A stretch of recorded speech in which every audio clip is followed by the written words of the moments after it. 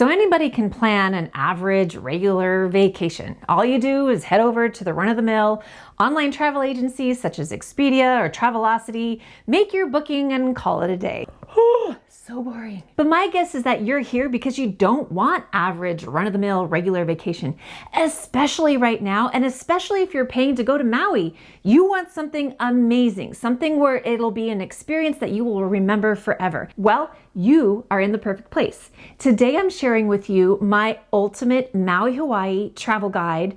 As a travel professional, this is exactly the steps that I would take to create a vacation for a client, especially this year.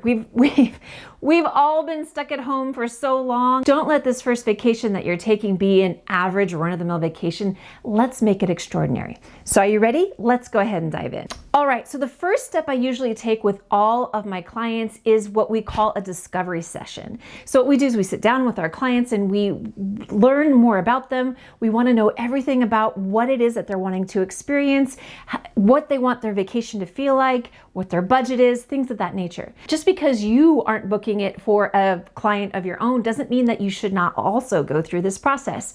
So the first step that I always ask anybody who's vacationing to go through is to actually visualize. Go ahead, do it now.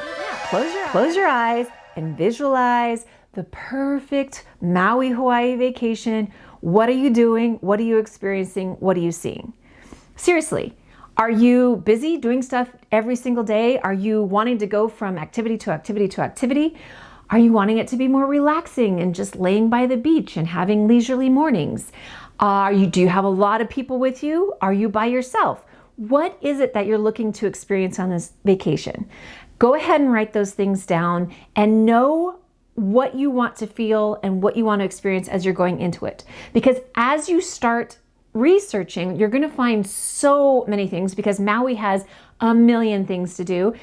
Knowing ahead of time kind of what you want that vibe and feeling to be will help you to weed through and to pick the ones that are really important to you. Pick those activities and things you want to do that will actually make a difference in your vacation and not stuff it full of things that are just make you too busy and then you won't enjoy yourself because you're going to be exhausted from doing too many things all at once. Also, think about your budget. You're going to Maui, which typically is one of the more expensive islands to go to, but there are inexpensive options there as well, such as camping and hostels. So know kind of what you're wanting to get into in the front end so that as you're going through this planning stage, you know how many activities you can afford, what type of lodging you can afford, and what you're willing to pay for. So that is the first step of any vacation, is knowing exactly what you want before you get started. All right, step number 2 is you're going to take all of that information that you just created, all of that vision and the budget, and we're going to decide when it is that we want to go. All right, so this might already have been decided for you if you have a vacation and it's in a specific time frame. Like you could only take it for this week in July, then it's already settled for you.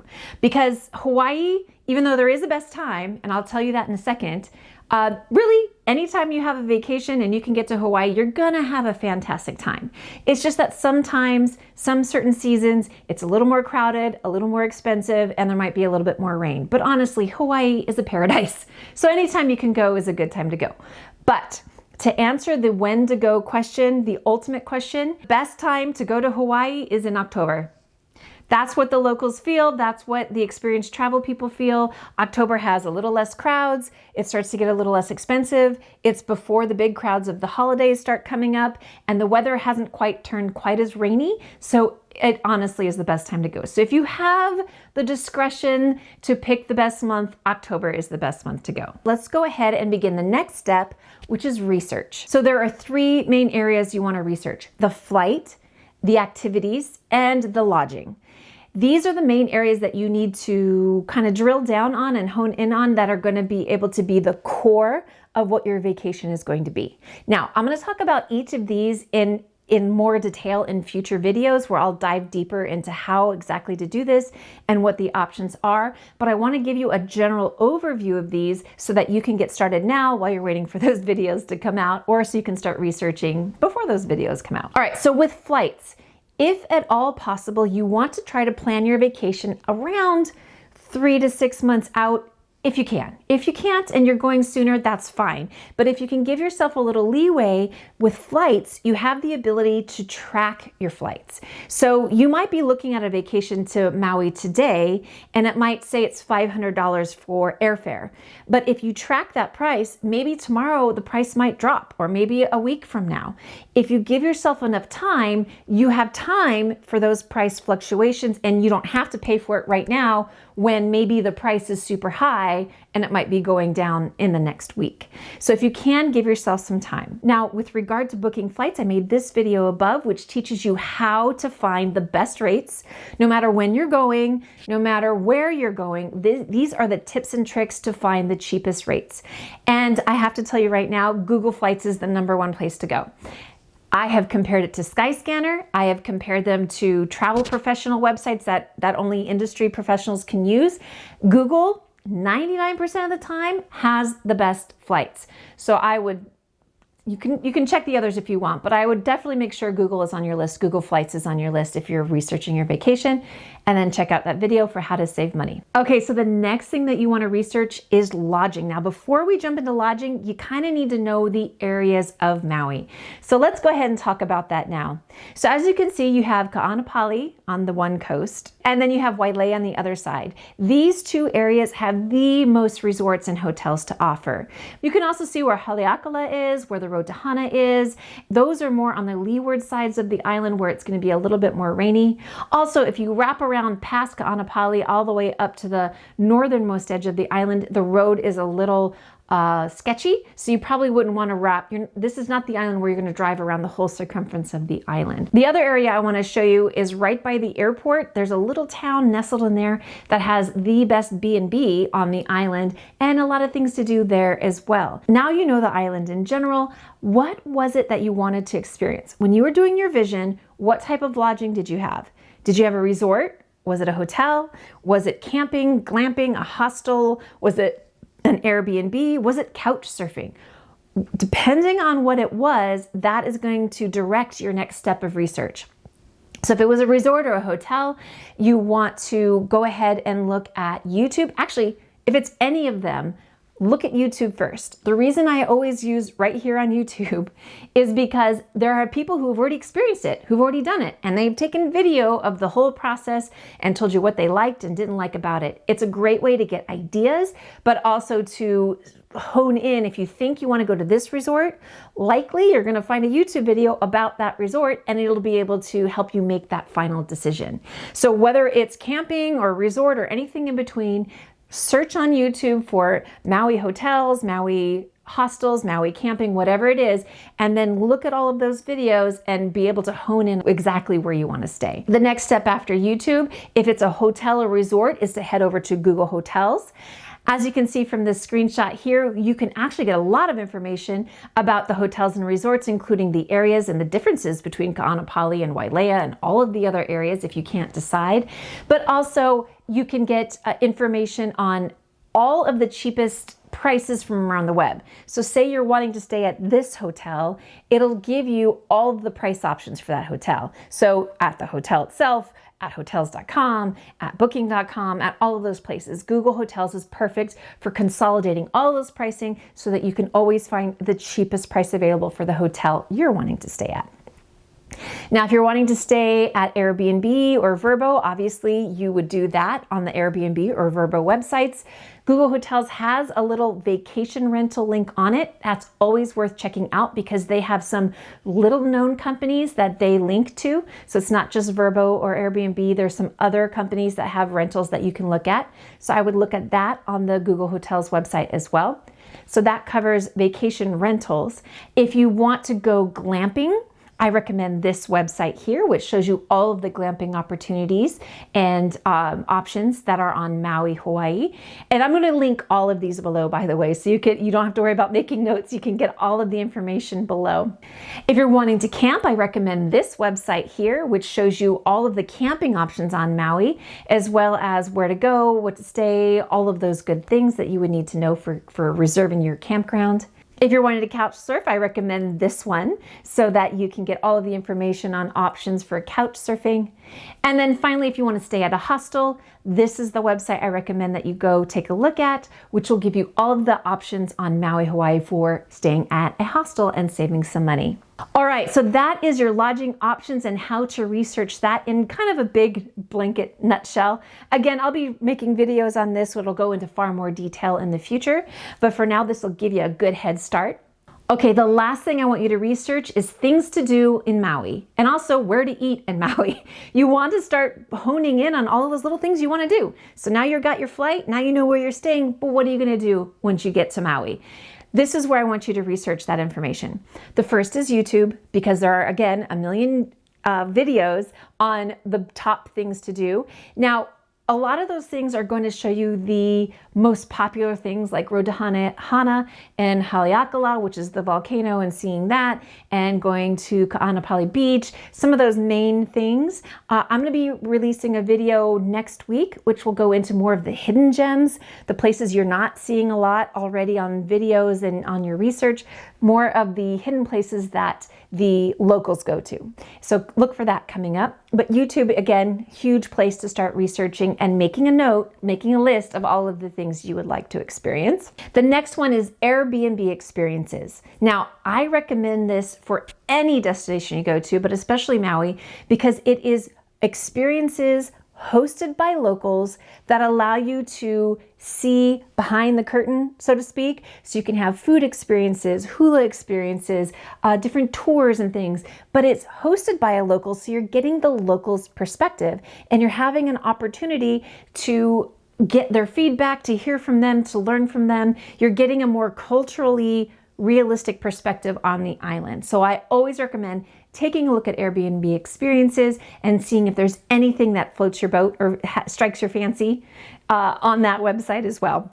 The next thing, and actually this is the secret tip that almost nobody does, but you should do if you want an amazing vacation. That is to call a concierge or call your B&B host or your Airbnb host or the hostel front desk, wherever it is that you're staying. And if you're staying at a campground, call any concierge. They don't know that you're not staying there, but they're happy to give out information. So when you call a concierge or a host, again, knowing from a local's perspective what to do and see and experience is going to be so much better than just listening to a bunch of chatter about the most popular places, and it's not really what a local would do or see or experience. So if you call ahead to a concierge or host, you're asking them, you know, what's great to see? What's great to do? I really want the hidden perspective. I really want to go where the locals go. I'm really looking for a great restaurant like this, and I really want to have this experience. What do you recommend?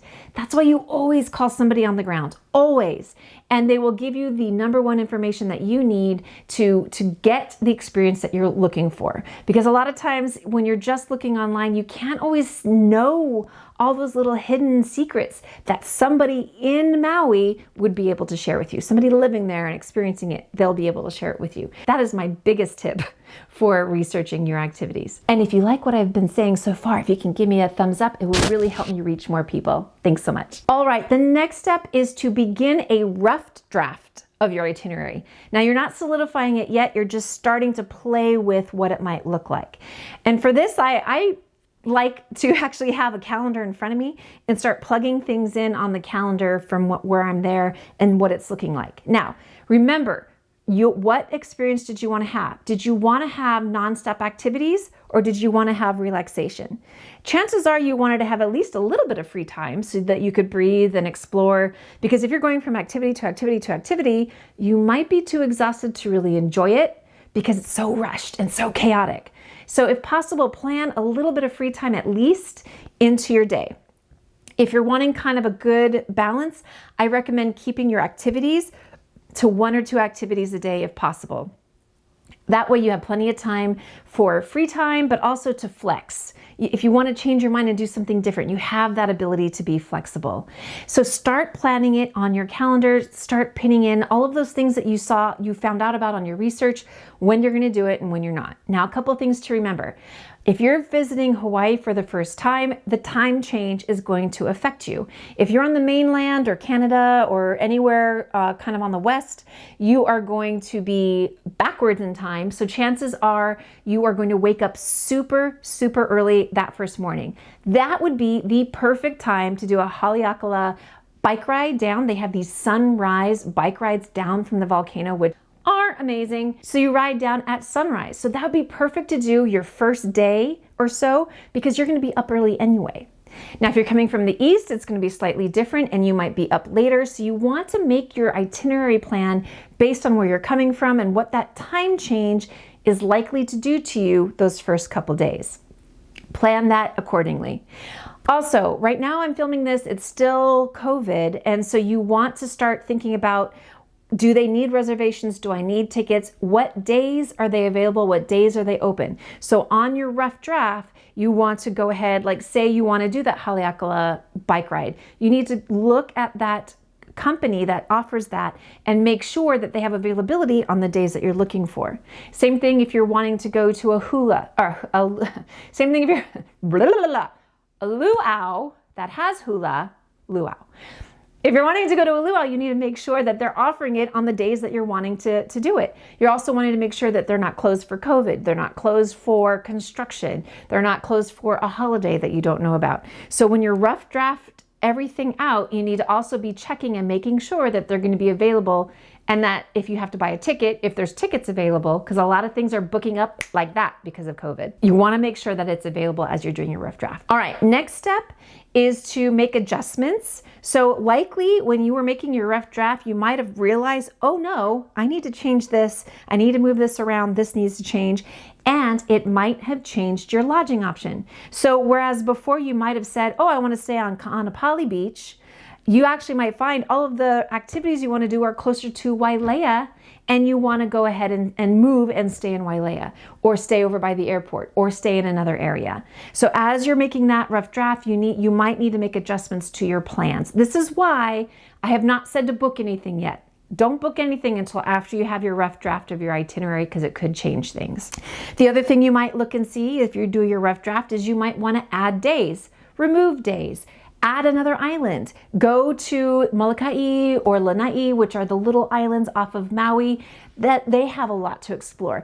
You need to build that into your vacation and make those adjustments to your lodging or to your timing or to whatever it is that you need to do. Now that you have all of that and you know exactly what you need and it's all planned out, now is when you start making your bookings. So now I would go ahead and book everything, make reservations. Now, during COVID, there's still a lot of places, even though we're on the tail end, there's still a lot of places that will require a reservation for entry or require tickets ahead of time or require appointments, such as if you're going to a spa or something like that. You want to make all of those reservations and appointments and buy those tickets, everything that you can now. That way you don't risk getting to the island and it's already booked up and you can't go. Same thing for restaurants. Book your reservations now for those restaurants because literally everyone and their mother is going to Hawaii this year because everybody's been cooped up for too long and they've been dying to go to Hawaii and now they're taking advantage of it. So make sure you have all of your reservations, bookings, everything as much as you can planned in advance, reserved in advance, booked in advance. All right, and then the next step is logistics. So if you haven't seen my video on my #1 tip for getting amazing vacations, take a look at it here. But the #1 tip that professional travel agents can provide that typical people don't always think of is logistics. Now I know that sounds simplistic, but really it's all the little details that will make or break a vacation. I'm going to take you back to visualizing once more. If you picture, now that you have your itinerary, you know where you're going to stay, everything, go back to the beginning. Picture yourself leaving your house from wherever you live now and going to the airport and getting on the flight and what that's going to look like. Right now, if you're traveling during COVID, you need to see this video here because it's talking about all of the crazy things that are happening in the airports. It's actual COVID, even though we're on the tail end, is actually causing a lot of havoc in the airports. So you want to start planning that out. How early should you get there? Is there anything that will make it easier? If you have children that you're traveling with, would it be possible to ship your luggage to your location so you don't have to worry about luggage if you're also having a bunch of children you're ferrying around? Can you make use of one of the first class lounges? I recommend this app, which is called Lounge Buddy, which will tell you about all of the first class lounges available at your local airport, and then also whether or not you could buy day access, or this one here, which is Priority Pass, which is a membership that you can join that will give you access to first class lounges. Either way, access to a first class lounge will make your morning in the airport far smoother, far more comfortable, and just easier in every respect when you're talking about a really super chaotic airport experience. Think through that. Think through arriving. What transportation do you need from the airport to your hotel? What transportation do you need from your hotel to all of the activities that you've planned? Can you walk? Can you take an Uber? Can you take public transportation? Do you need to rent a car? You need to think through all of those things. Okay, we're going to do the morning sunrise ride from Haleakala.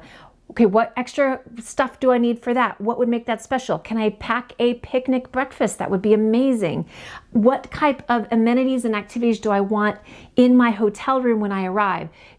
If I'm arriving on a red-eye flight and maybe I'm arriving at 8 or 9 o'clock in the morning, do I want to be able to check into that hotel that right away so I could take a nap? You need to plan for that ahead of time, because chances are their check-in time isn't until 3. So you would need to talk to the hotel and find out how you can get access early in the morning. You also want to talk about safety. So on the step where I said to call the concierge or the host, you want to ask about, is there anything I need to know for safety? Any places I shouldn't go? And in Maui, honestly, it's not really much of a big deal, but you want to ask just in case there's certain things you need to know. The other thing is money. If you are coming from a non-US based origination, you need to know what the conversion rate is and where is it better to get your money at home, or is it better to exchange it once you arrive on Maui? You need to know those things, and you can usually find those things out by some research online to find the best exchange rates. Just so you know, Maui, you should take credit card at most places, but you will want to have some cash for different food vendors, for souvenirs, for tips. If you just want to go to a nice little shave ice place, you'll want to make sure you have some cash available for those things. The other thing is insurance. If there's one thing travel agents have learned during COVID, is that insurance is vital. Please, please, if you learn nothing else from this, please know that you need to have insurance anytime you travel. Because what it's going to do, it's going to cover you if it closes again for COVID, if there's a hurricane, if something changes with your flights get canceled or something happens, it will protect you and protect your investment and get you your money back. Not only that, but once you're on Maui, if you find yourself getting hurt or sick, or somebody in your family is hurt or sick, or somebody at home is hurt or sick, it will help protect you, get you the coverage you need, get you to where you need to be, and get you the money you need to help get through the situation. So always get travel insurance. So logistics really are all the little tiny details. And if you can visualize every step of your vacation and all the little things that might make it really, truly special, it is definitely the way to go. Be sure to watch that video where I give you some more ideas on what to think through and what experiences you should have. But also, if you are planning this trip to Maui and you would like just a little extra help, you don't want a travel agent to do it, but maybe just a little coaching to help you make sure you're not forgetting anything, and make sure you've gotten the cheapest pricing, and make sure you've got everything buttoned up so that that amazing vacation will indeed happen, we are offering some coaching sessions. If you'd like to do that, and head over to our website, which I will link below and up here. And other than that, if you find yourself heading out, I do definitely recommend this video here. Again, it talks about all of the crazy chaos that's happening in our airports right now. And then this one here will help you to plan your trip to Maui. And I hope you enjoyed this video. And if you did, please give us a thumbs up. And then we will see you on the next video. Happy traveling. Bye-bye.